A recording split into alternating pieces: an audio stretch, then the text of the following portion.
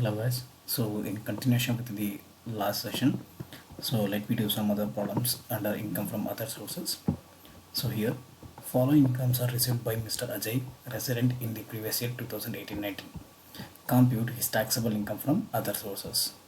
Director's fees rupees 10,000. So it is a kind of income which is to be recorded under income from other sources. So for that, computation of income from other sources of Mr. Ajay for the assessment year 2019-20. So first, director's fees. So it is completely taxable under income from other sources. Next, interest from post office savings bank account rupees 500.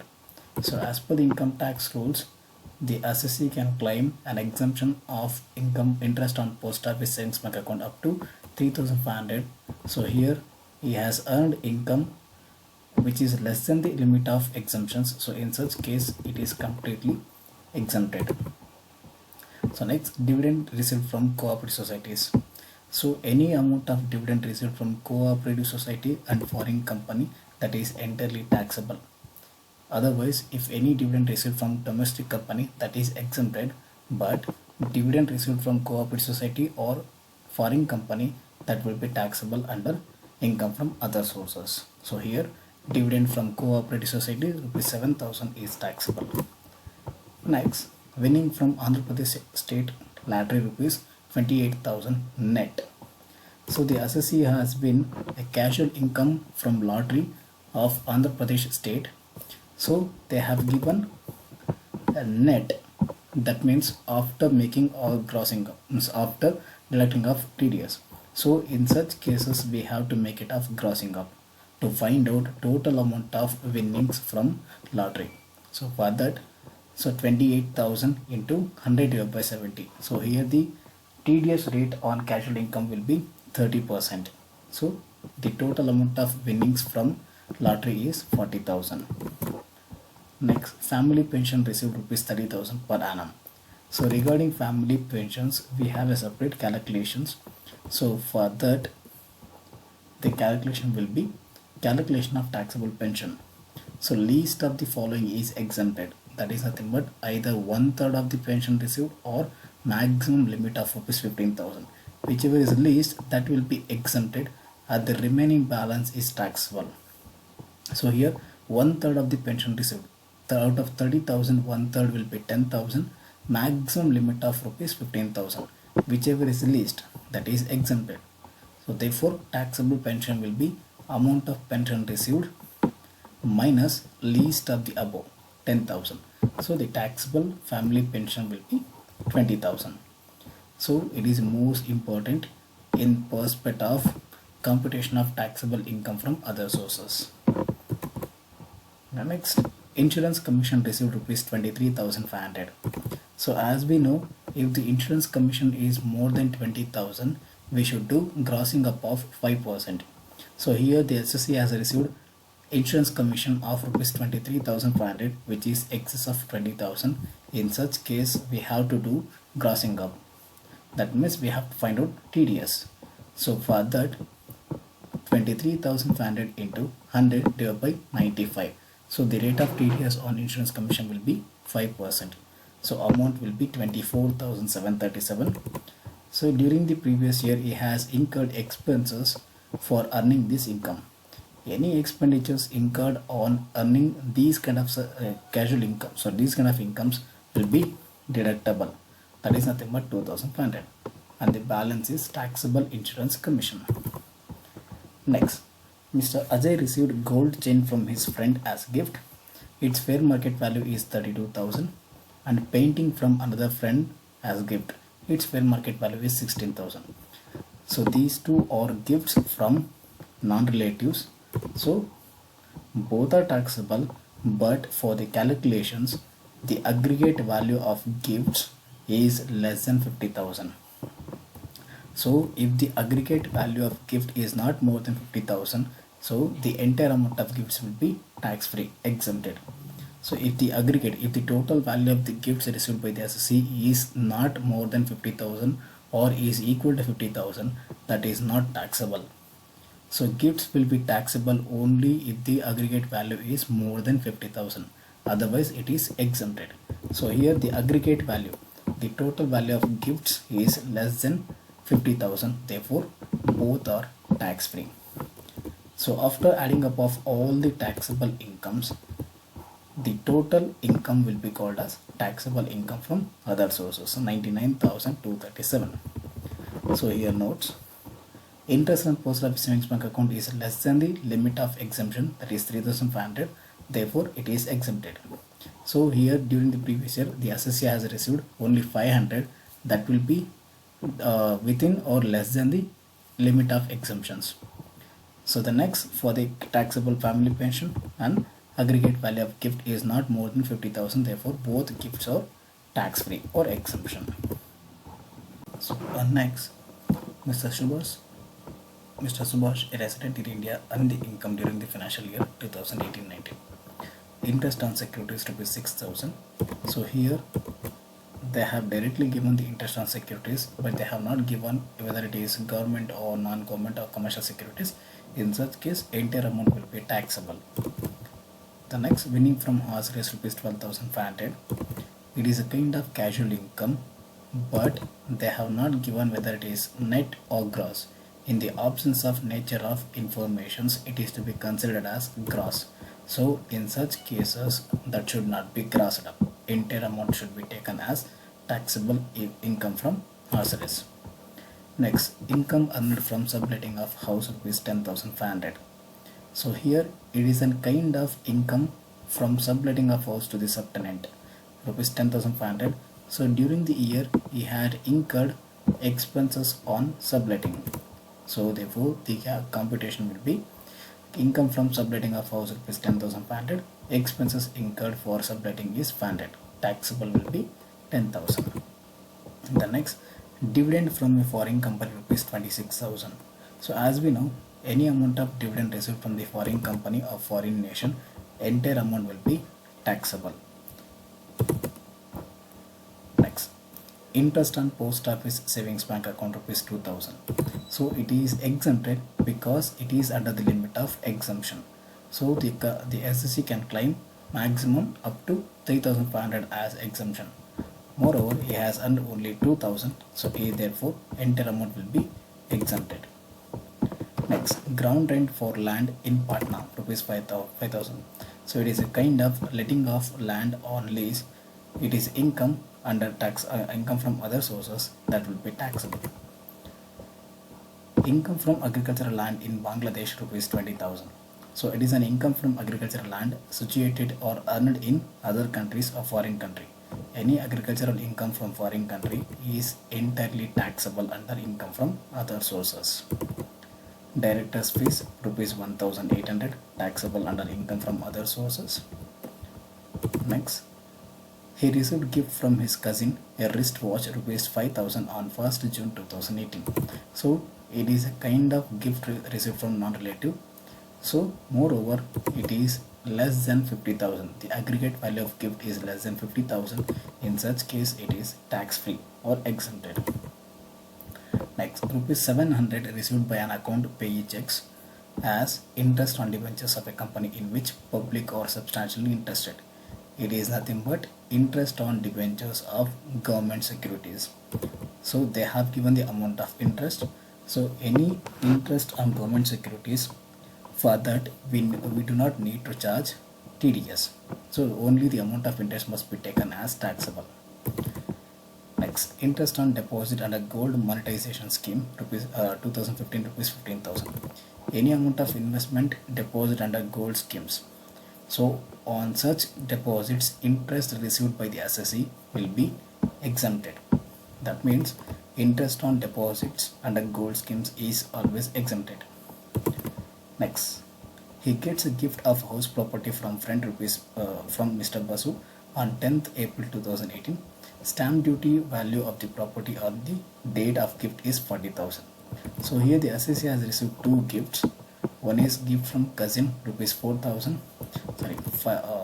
5,000, and gift of house property from friend rupees 40,000. The aggregate value of these two, so 5,000, these two are less than 50,000. In such cases, both the gifts are tax free. The aggregate value of gifts is not more than 50,000 or is not equal to 50,000. So gifts are tax free. If the total value of gifts or the aggregate value of gift is not more than 50,000 or equal to 50,000, that will be not taxable, that will be tax free, that will be exempted. So in this case, both house property and gift from cousin will be tax free. So after adding off all the taxable incomes, the balance of 82,000 is to be called as income from other sources. So here you will be having two illustrations. So I'm going to explain the criteria of all these transactions or cases. So find out the taxable income from other sources of these two illustrations. So in the first case, or in the first illustration, Mr. Jai furnishes the following particulars of his income for the previous year ended 31st March 2019. So first one, 36,010% tax-free debentures of a company listed on a recognized stock exchange of India. So it is nothing but tax-free commercial securities, tax-free debentures of non-government securities. So moreover, they have specifically given tax-free. In such case, the amount of interest must be grossed up at the rate of 10%. So here, when they have given amount of investment and rate of interest, first we need to find out amount of interest. On that we need to do grossing up of TDS of 10%. That is 3,600 into 100 divided by 90. The balance will be taxable interest on debentures. Next, interest on post office savings bank account rupees 2,000. So it is under the limit of exemptions, so it will be exempted. Next, 12% tax-free commercial securities. So here also it is a kind of tax-free non-government securities or commercial securities. When they have specifically given tax-free, the interest will be grossed up. Interest must be grossed up at the rate of 10%. So for that, here they have given amount of investment and rate of interest. So first find out the amount of interest on that charge or do grossing up of 10%. Next, dividend rupees 7,000 gross from a tea company. 60% of the income of the company is agricultural income. So here it is a dividend from domestic company. They have not, if they have not given these, if they have not given specifically as foreign company or any other nation, in such case it is to be considered as domestic company. So therefore here it is exempted. Dividend from domestic company completely exempted. Next, 30,000 8% port trust bonds. So it means it is a government securities. So assessee has taken 30,000 8% port trust bonds. So it is a kind of government securities. So moreover, for government securities, for less tax, they have not given information about nature. In such case, it is to be considered as less tax. For the less tax government securities, no need to be TDS, no need to be crossing up to be made, or grossing up must not be made. Only the amount of interest is to be taxable. If it is tax free, it is exempted. If it is less tax, only amount of interest is to be taxable. No TDS will be allowed. Next, a dividend from a foreign company rupees 4,000. The company deducted TDS rupees 1,000. So it is nothing but dividend from the foreign nation or foreign company. In such case, entire amount will be taxable. So the concept of TDS will not be allowed on the foreign dividend or foreign incomes. So we should take only the amount of dividend from foreign company. The expenses or TDS will not be allowed. Next, 15,000 9% municipal debentures. It is a kind of government securities. So only amount of interest will be taxable. Winning from lottery, net amount received rupees 21,000. So it is a casual income. They have given net amount. That means we have to do, or we have to find out total amount of winnings from lottery before deduction of taxes. So for this we have to do crossing up of 30%. For casual income, TDS rate will be 30%. 21,000 into 100 divided by 70. Next, 2 lakhs 10% debentures of public limited company. That means government securities, only the amount of interest will be taxable, no TDS will be allowed. 12,000 5% debentures of Delhi Development Authority. It is also kind of government securities. Only the amount of interest will be taxable. So next, in the next illustration, from the following incomes of Mr. Lingraj, resident for the year ended 31st March 2019, compute his income from other sources. Director's fees rupees 10,000. Entire amount will be taxable under income from other sources. Interest on bank deposit rupees 3,000. So here in this case, if the interest on bank deposit is exceeding 10,000, TDS of 10% must be done. But here it is less than 10,000, so entire amount will be taxable and no TDS will be allowed. Or when it is exceeding 10,000, then only we should do grossing up or TDS to be allowed. Otherwise, entire amount will be taxable with no TDS. The next, income from undisclosed sources rupees 12,000. So here assessee has earned an income which has no sources, which has no explanations of getting raising of sources, raising of income. It is a kind of undisclosed income that will be taxable under income from other sources. Next, winning from lotteries net rupees 28,000. It is a casual income. Moreover, they have given net. That means that should be grossed up at the rate of 30%.